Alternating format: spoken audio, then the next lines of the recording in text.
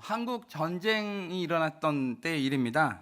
북한군이 남하에서 공산 치하에 있을 때에 이제 신장과 군수할 것 없이 피난 가지 못한 많은 사람들이 잡혀서 창고에 갇히게 됩니다.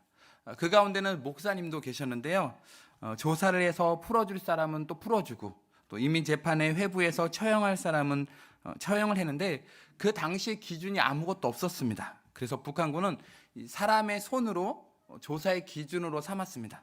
손이 곱고 부드러우면 불로소득자요, 반동분자이고, 또 그 손에 노동의 흔적이 있으면 근로이민이요, 동물하고 그렇게 결정해 버렸습니다. 이제 목사님 차례가 되었습니다. 북한군의 질문에 이 목사님은 어차피 죽을 목숨 당당하게 순교하겠다라는 각오로 큰 소리로 대답했습니다. 전에 무엇 했소? 예, 목사 일을 했습니다. 아니, 목수동무가 어찌 여기 왔소? 목사님이 큰 소리로 말했지만 이 북한군이 목사를 몫으로 들은 것입니다. 그런데다가 이 목사님의 손을 만져보니까요, 굉장히 거칠거칠하고 또 못이 박힌 것이 영락없이 목수손이었습니다. 그 목사님은 그때 성전 건축을 위해서 손수 목재와 또 벽돌을 나르고 또 못을 받고 흙을 만졌기에 손이 굉장히 거칠거칠했던 것입니다. 목사님은 생사의 관문에서 주님의 일로 거칠어진 손 때문에 큰 그런 은총을 입게 되었던 것입니다. 삶의 과정은 흔적을 남기게 되어 있습니다. 우리나라 속담에 보면 호랑이는 죽어서 뭘 남긴다 그러죠? 가죽을 남긴다 그랬죠. 또 사람은 죽어서 이름을 남긴다라고 하였습니다. 이것은 삶의 흔적이 무엇인지를 말해주고 있습니다.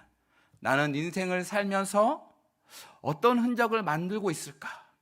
우리는 이 질문 앞에 내가 살아온 삶의 흔적이 무엇인지를 우리 나름대로 점검해 보아야 합니다. 그리고 앞으로 어떤 흔적을 남기며 살겠다라고 하는 그런 다짐도 있어야 합니다. 왜냐하면 그 흔적은 우리 삶을 평가하는 것이기 때문입니다. 오늘 본문 말씀의 배경이 되는 이 갈라디아 교회는 바울이 1차 전도 여행 중에 자신의 목숨의 위협을 느끼는 그런 고난 가운데서도 열심히 전도하여 세운 그런 교회입니다. 그런데 바울이 떠난 후에 유대인의 거짓 교사들이 들어와서 바울의 가르침을 비판합니다. 그 거짓 교사의 가르침은 이렇습니다. 바울이 전한 복음은 온전한 복음이 아니고 바울이 예수를 믿기만 하면 하나님의 백성이 된다고 하는 그것은 진실이 아니다라는 것입니다. 또 예수를 믿기만 해서는 안 되고 자기 자신들처럼 할례도 받고 또 절기도 잘 지켜야 하고 또 모세의 율법도 잘 지켜야 진정한 아브라함의 후손이고 또 진정한 하나님의 백성이 된다라고 하며 이 갈라디아 교인들을 혼란에 빠지게 됩니다. 이에 대해서 바울은 우리 기독교인이 가져야 할 그 흔적은 육체의 할례의 흔적이 아니라 바로 예수의 흔적이라고 아주 단호하게 그렇게 말하고 있습니다. 오늘 우리에게 필요한 것은 예수의 흔적입니다. 이 예수의 흔적을 자랑하는 그런 그리스도인이 되어야 될 줄로 믿습니다. 그렇다면 예수의 흔적이란 무엇일까요? 오늘 말씀을 통해 함께 은혜를 나누기 원합니다. 먼저 11절 말씀입니다. 내 손으로 너희에게 이렇게 큰 글자로 쓴 것을 보라. 바울은 갈라디아 교회에 보내는 편지를 마무리하면서 큰 글자로 쓴 것을 보라라고 이렇게 말씀하고 있습니다. 이 표현은 바울이 일반적으로 서신서를 마무리할 때 사용하는 그런 비슷한 양식입니다. 왜냐하면 서신서 전체는 대부분 대필자가 기록했기 때문입니다. 바울이 직접 쓴 것이 아니라 바울이 말하면서 그 옆에 다른 사람이 받아 적는 것이었습니다. 그러고 나서 바울 자신이 쓴 것이나 다름이 없다라는 그런 사실을 확인시키기 위해서 이 편지 끝에 자필로 서명을 했던 것입니다. 요즘에는 어떻습니까? 도장을 안 갖고 다니죠. 옛날에는 도장에 피를 찍어했지만 요즘에는 이렇게 서명을 하기도 하지 않습니까? 그 당시에는 이 서명이 흔하지 않았기 때문에 자필로 멸자를 써서 자기가 쓴 편지가 분명하다는 그런 사실을 보증해야 했습니다. 또한 서신의 진정성을 보증하기 위해 바울은 종종 서신 말미를 이런 식으로 마무리를 하였습니다. 그런데 다른 서신서와는 달리 여기서는 큰 글씨로 썼다라고 말하고 있습니다. 바울은 왜 여기서 이렇게 큰 글자로 썼다라고 썼을까요? 그 이유는 특별히 이 결론 부분이 중요하기 때문에 주목해서 잘 보아야 한다라는 그런 당부를 하고 있는 것입니다. 어떤 학자들은 바울이 시력이 나빠서 어쩔 수 없이 크게 썼다라고 해석하기도 하고, 또 어떤 학자들은 바울이 이 전문 대필자가 아니기 때문에 상대적으로 큰 글자를 쓸 수밖에 없었다라고 이렇게 해석을 하기도 합니다. 12절 말씀을 보겠습니다. 무릇 육체의 모양을 내려하는 자들이 억지로 너에게 할례를 받게 함은 그들이 그리스도의 십자가로 말미암아 박해를 면하려 함뿐이라. 갈라디아 교회는 어떤 문제가 있었습니까? 앞에서 말씀드렸듯이 거짓 선생들이 자신들을 예루살렘에서 파송했다고 주장하면서 거짓 교훈을 가르쳤습니다. 그 내용은 할례를 받고 또 율법을 행해야 한다라는 그런 주장이었습니다. 그 당시에 유대교의 전통을 버리고 그리스도만을 믿는 유대인들은 다 출교를 당하였습니다. 많은 위협을 당하고 또 신체적으로 또 정신적으로 고통이 이만저만이 아니었습니다. 그래서 이 박해를 면하기 위해서 할례를 중시하는 그런 사람들이 생겨나게 됐습니다. 예수도 믿어야 하지만 할례도 받아야 한다고 이렇게 주장하는 것이었습니다. 구원은 예수에 대한 믿음과 더불어서 할례에 의해 성취되므로, 그러므로 반드시 이 구원의 조건이 할례가 된다는 것입니다. 거짓 교사들은 박해를 면키 위해 예수 그리스도의 십자가를 외면해야 했습니다. 그래서 적당하게 타협하는 그런 교리를 만들어내는데 그것이 바로 할례였던 것입니다. 그렇다면 이런 거짓된 주장이 왜 갈라디아 교인의 성도들을 혼란케 했을까요? 그것은 성경에 기록되어 있기 때문입니다. 구약 성경에 보면 할례를 행하라라고 이렇게 기록되어 있습니다. 그러니까 구약 성경의 내용을 끄집어내어 주장하고 있고, 또 교회의 모태라고 할 수 있는 예루살렘 교회가 파송했다고 하니까 이 갈라디아 교회 모든 성도들이 다 거짓 교훈에 그만 흔들린 것입니다. 오늘날 우리가 살아가는 이 시대에도 거짓 교훈을 가르치는 이단과 또 왜곡된 사람들이 이 성경을 인용하여서 우리들을 공격하고 있습니다. 그럴 때 우리는 어떻게 하겠습니까? 우리는 주의 깊게 살펴 분별하면서 진리를 견고하게 세워야 될 줄로 믿습니다. 12절을 다시 보면은 바울은 할례를 주장하는 무리를 가리켜 무릇 육체의 모양을 내려하는 자들이라고 이렇게 말합니다. 이 말을 조금 쉽게 말씀드리면 할례를 통하여서 또 형식적이고 외적으로 좋은 인상을 주려고 하는 그런 사람들이란 말입니다.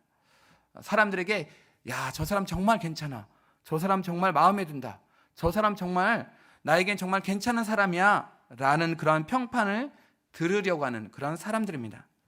이런 사람들은 좋은 사람들이 아닙니다. 하나님 앞에서 바르고 좋다라는 그 평가를 받는 것이 아닙니다. 그저 겉모습, 인상에 호소하는 것입니다. 그렇다면 바울은 왜 거짓 선생들을 이렇게 불렀을까요? 12절 후반절에 보면 그들이 그리스도의 십자가로 말미암아 박해를 면하려 함뿐이라고 말합니다. 우리가 십자가를 전할 때 걸림돌이 되는 것이 있습니다. 진리를 따라가야 하는 그 길에 걸림돌과 아픔과 고난인데 그것을 면하고 싶어 한다는 것입니다. 그리스도의 십자가를 믿으며 그것을 전하는 삶에는 반드시 핍박이 따르기 마련입니다. 하지만 그리스도를 믿는다고 하면서 그러한 핍박을 회피하려는 자들이 있습니다. 그것은 진정으로 그리스도를 영접하는 것이 아닙니다. 자신의 안일이나 유익을 위해 혹은 사회적 관계를 위해 그리스도를 판 자들입니다. 철로 역정 가운데 이런 예가 누가 있을까요? 누가 있을까요? 자만 마을에서 태어난 사람입니다. 여기 뭐 손 들으려고 그랬는데? 커피 쿠폰 드리겠습니다. 자만 마을에서 태어났습니다. 그리스도처럼 좁은 문 좁은 길로 가지 않고 굽은 길로 갔습니다. 두 글자입니다. 벌써 까먹었어요? 누구시죠? 장모님 커피 쿠폰 드리겠습니다. 네, 무지입니다. 무지는 주님의 뜻을 너무나 잘 알고 있었습니다. 헌금 생활도 열심히 했고 무엇이든지 참 열심히 하였습니다. 자선도 베풀었죠. 그리고 이 무지는 내가 천국에 들어갈 것이라는 그런 자만심으로 가득 찼던 그런 사람입니다. 그런데 여러분, 천성문 앞에 이르렀을 때 그가 천국으로 들어갔습니까? 아닙니다. 들어가지 못했습니다. 왜냐하면 증명서가 없었어요. 어떤 증명서일까요? 예수를 위해 자기의 모든 것을 버리지 않았던 것입니다. 그리스도를 믿는다고 하면서 핍박을 회피하는 이런 사람들에게 주어지는 대가는 바로 하나님의 생명책에서 제외되는 것입니다. 다시 말해서 예수 그리스도의 십자가로 인한 핍박에서 제외된 그러한 사람들은 하나님의 생명책에서도 제외된다는 것입니다. 예수님께서는 우리에게 당신 위에 핍박받기를 즐거워하라고 가르치셨습니다. 결코 회피하거나 굴복하라고 말씀하지 않으셨습니다. 누가복음 6장 22절 23절에 이렇게 말합니다. 인자로 말미암아 사람들이 너희를 미워하며 멀리하고 욕하고 너희 이름을 악하다하여 버릴 때에는 너희에게 무엇이 있다라고 말합니까? 복이 있다라고 말합니다. 그날에 기뻐하고 뛰놀라 하늘에는 너희의 상이 크다라고 말하고 있습니다. 예수님 때문에 핍박받는 것, 예수님 때문에 환난 당하는 것, 옆에 분들에게 이렇게 알려주십시오. 괜찮습니다. 우리 옆에 분들에게 이야기해 주세요. 괜찮습니다. 괜찮습니다. 예수님 때문에 핍박받고 환난 당하는 것 괜찮아요. 네, 괜찮은 것입니다. 우리는 그리스도를 따르는 자들에게 핍박이 가해진다는 이 사실을 당연한 것으로 받아들여야 합니다. 그리고 그 핍박을 소망 가운데 기쁨으로 잘 견디며 나가야 합니다. 그러할 때 하늘에서의 우리의 상은 큰 줄로 믿습니다. 여러분, 이러한 사실을 명심하시면서 여러분에게 임하는 그 핍박을 인내로써 또 기쁨으로 잘 견뎌내시길 간절히 축원드립니다. 사람들의 멸시나 차별 대우 혹은 비방에 대해 회피하거나 굴복하지 마시고 예수 그리스도를 믿는 그 믿음으로 당당하게 헤쳐나가시기를 또 한번 축원드립니다. 바울은 할례와 율법을 주장하는 거짓 선생들이 율법을 사랑하지도 또 지키지도 않는다라고 말합니다. 13절입니다. 할례를 받은 그들이라도 스스로 율법은 지키지 아니하고 너에게 할례를 받게 하려 하는 것은 그들이 너의 육체로 자랑하려 함이라.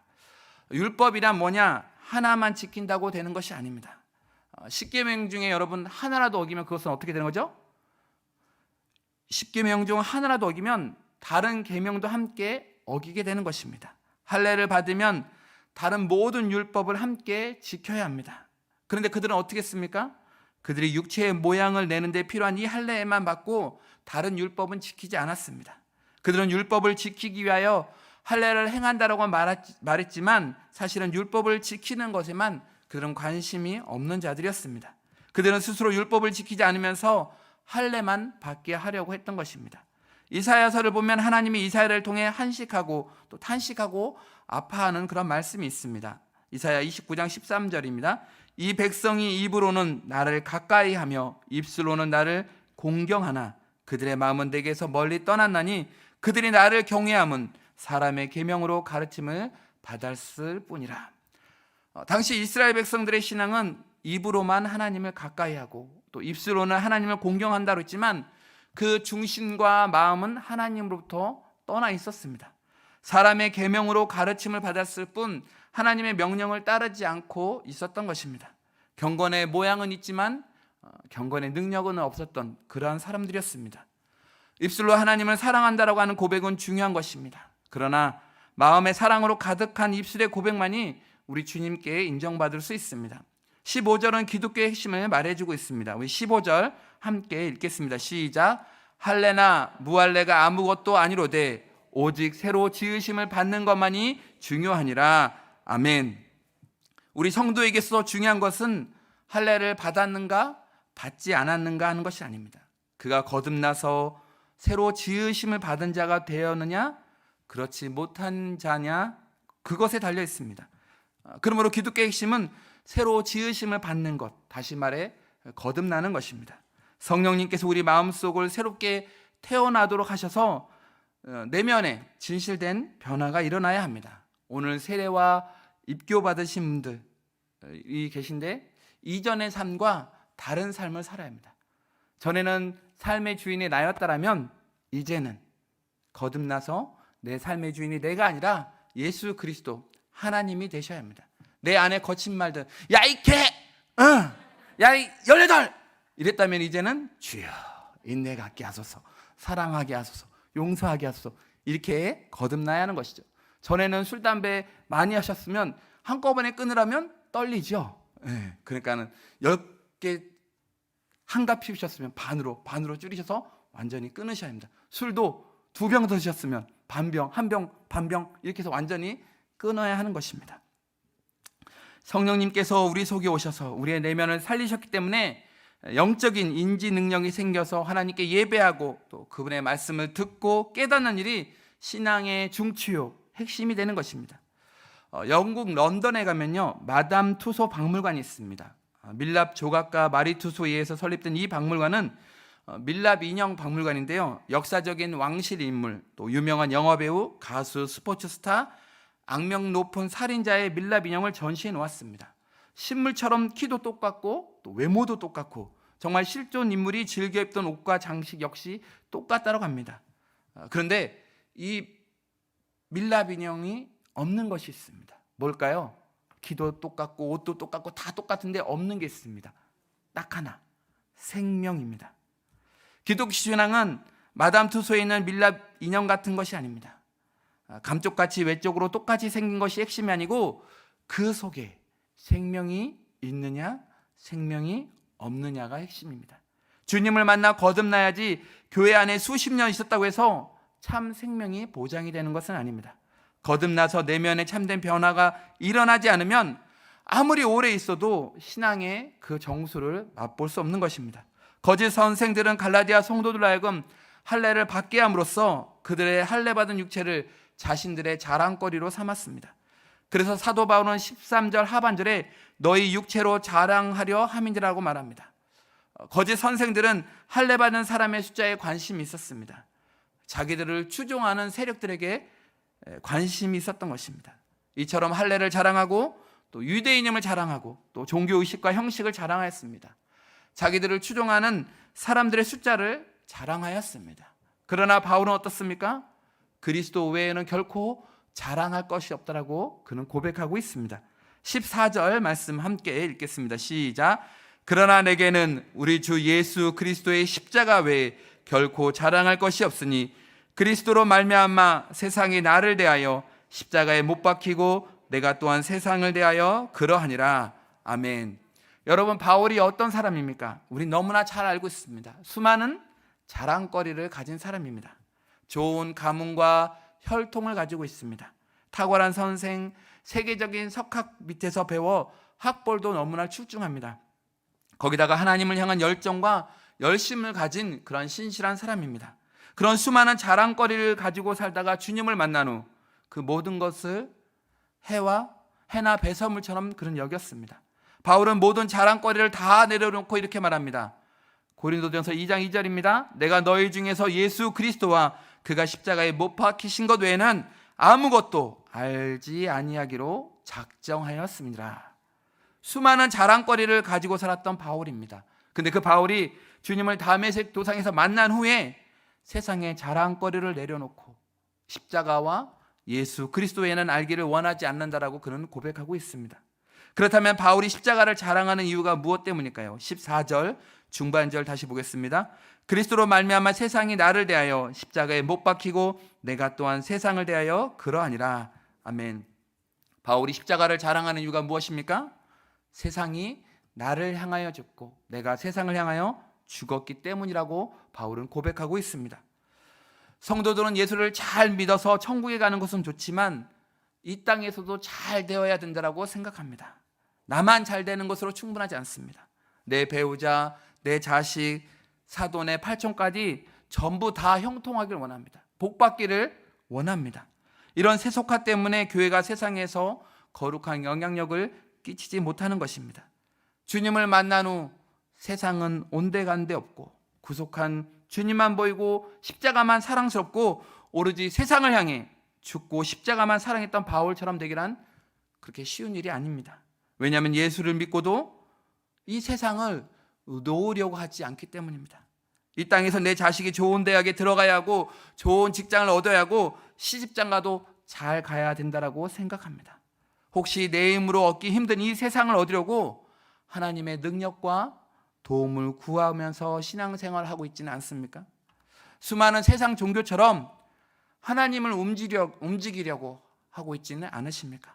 여기서 세상은 물질적인 세상을 의미하는 것이 아닙니다. 여기서 말하는 이 세상은 우리가 가지고 태어난 우리의 본성과 또 죄가 지배하는 가치관 그리고 삶의 방식과 생활 양식 등을 의미합니다. 이 세상은 한마디로 하나님 없는 그런 삶의 방식으로 살아가고 있습니다. 그렇다면 하나님이 없는 이 세상은 어떠한 특징을 가질까요? 요한 1서는 세 가지로 이 세상의 특징을 이렇게 말합니다. 요한일서 2장 15절입니다. 이 세상이나 세상에 있는 것들을 사랑하지 말라. 누구든지 세상을 사랑하면 아버지의 사랑이 그 안에 있지 아니하니 이는 세상에 있는 모든 것이, 따라해 볼까요? 육신의 정욕, 안목의 정욕, 이생의 자랑, 다 아버지께로부터 온 것이 아니요 어디로부터 왔다고요? 세상으로부터 왔다. 육신의 정욕, 안목의 정욕, 이생의 자랑, 이 모든 것들이 다 세상에서 왔다라고 이야기합니다. 하나님 없는 세상의 특징, 육신의 정욕, 안목의 정욕, 이생의 자랑입니다. 십자가는 우리에게 이 세상이 얼마나 짧은지를 가르쳐주고 있습니다. 하나님의 아들을 못 박아 죽인 이 패역한 세상의 본성을 볼 수 있도록 도와줍니다. 세상에 온갖 좋은 것으로 우리를 유혹하지만 하나님의 아들을 못 박은 세상일 뿐입니다. 우리는 이 땅에서 나그네처럼 살다가 우리를 맞아주실 그 아버지, 우리가 그렇게 그리워하던 그 본향에 들어갈 날이 올 것입니다. 십자가는 이 날이 있을 것을 분명히 우리에게 말하고 있습니다. 사랑하는 성도 여러분, 우리가 이 땅에 살아가는 동안 많은 자랑거리가 있지만 예수님께서 저와 여러분을 위해 못 박혀 돌아가신 이 십자가는 우리의 자랑이고 우리 신앙의 핵심인 줄로 믿습니다. 이 땅에서 있는 모든 자랑거리는 하나님께로부터 받은 선물인 줄 알고 하나님과 예수님의 그 십자가만 자랑하는 여러분이 되시길 간절히 축원드립니다. 오늘 할렐루야의 그 찬양의 고백처럼 십자가의 사랑만을 기억하시는 저와 여러분이 되시길 우리 주님의 이름으로 간절히 축원드립니다. 16절 말씀입니다. 무릇 이 규례를 행하는 자에게와 하나님이 이스라엘에게 평강과 긍휼이 있을지어다. 아멘. 여러분, 평강과 긍휼이 누구에게 있다라고 말합니까? 이 규례를 행하는 자에게 있다라고 말합니다. 신앙생활은 다른 사람들이 나를 보고 뭐라 하든지 나는 이 길을 간다라는 그런 주관적인 확신을 말하는 것이 아닙니다. 신앙생활에는 객관적인 기준이 있습니다. 그것이 무엇입니까? 바울이 말한 결론을 요약하면 우리가 하나님을 위하여 하는 일이 아니라 하나님이 우리를 위하여 해주신 그런 은혜가 기준이 되는 것입니다. 바울은 갈라디아서 1장 3절에 이렇게 말합니다. 우리 하나님 아버지와 주 예수 그리스도로부터 은혜와 평강이 있기를 원하노라. 그리고 갈라디아서 6장 18절은 이렇게 말합니다. 형제들아, 우리 주 예수 그리스도의 은혜가 너희 심령에 있을지어다. 아멘. 껍질이나 외모 말고 삶과 인격의 중심인 심령에 은혜가 있기를 구합니다. 하나님 앞에 우리 스스로를 세우는 것이 아니라 하나님의 은혜가 우리를 세우고 하나님이 우리를 위해 해주신 귀한 일이 은혜라는 그러한 것을 아는 감각, 바로 이것이 바로 규례입니다. 우리 속에도 우리를 스스로의 힘으로 떳떳하게 세우고 싶어하는 그런 율법적인 경향이 있습니다. 그러나 넘어지지 아니하고 정확한 진리의 기준, 예수님께서 우리에게 가르쳐 주신 그 기준을 따라 사는 사람들에게 바로 평강과 긍휼이 임하게 되는 것입니다. 바울은 예루살렘의 교회의 권위를 붙들고 온 거짓 선지자들에게 무엇으로 자신의 가르침이 참된 권위임을 주장하고 있습니까? 17절 말씀인데요. 함께 읽겠습니다. 시작. 이후로는 누구든지 나를 괴롭게 하지 말라. 내가 내 몸에 예수의 흔적을 지니고 있노라. 아멘.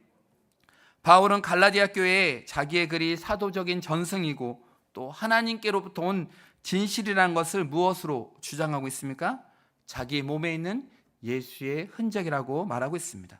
흔적이라는 것이 무엇일까요? 바로 스티그마타입니다. 그 당시에 로마 제국에서 노예나 가축에게 저렇게 불도장을 찍어서 소유권을 표시하는 행위입니다. 한번 노예로 낙인 찍히면 평생토록 죽을 때까지 그 주인의 뜻에 절대 복종해야 했습니다.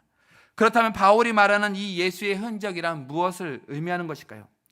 바로 바울이 예수 그리스도의 종임을 나타내는 하나의 증표이고 또한 이것은 예수님의 복음을 증거하던 그 바울이 예수님으로 인해서 받게 된 핍박과 고난의 상처를 가리키는 것입니다.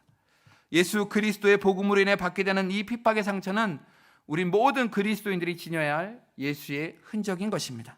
바울은 예수님 때문에 많은 핍박과 환난을 당하였습니다. 고린도후서 11장 21절 이후에 보면 무려 9절에 되는 아주 긴 구절에서 자기가 진짜 사도라는 것을 그는 고난으로 증명합니다. 얼마나 많은 고난을 예수님 때문에 당했는지 그는 수고를 넘치도록 하고 옥에 갇히기도 더 많이 하고 매도 수없이 맞고 여러 번 죽을 뻔하였다고 말하고 있습니다. 그가 매맞은 경우를 살펴보면 유대인들에게 40에 하나 가마매를 5번이나 맞고 또 태장으로 3번, 돌로 1번 맞았습니다. 우리는 예수 믿는 표를 무엇으로 찾고 있습니까?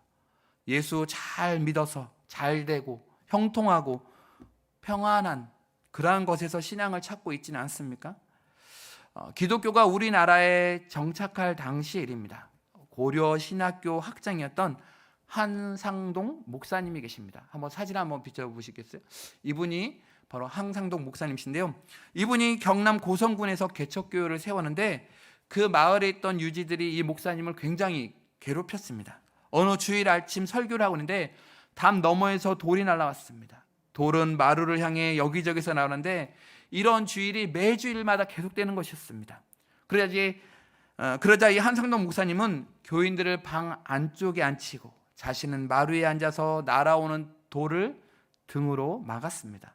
수없이 많은 돌들이 날아와서 이 목사님의 모든 곳, 몸의 구석구석을 다 때렸지만 이 목사님은 꿈쩍도 안 하고 끝까지 예배를 인도하였습니다. 사랑하는 성도 여러분, 우리는 핍박받기를 두려워하거나 회피해서는 결코 안 되겠습니다. 그리스도의 복음을 전하다가 받게 되는 이 핍박으로 인한 상처는 우리 몸에 지니고 있는 예수 그리스도의 흔적입니다. 그것은 우리가 예수 그리스도를 따르는 종이라는 사실을 증명해 주는 표시입니다.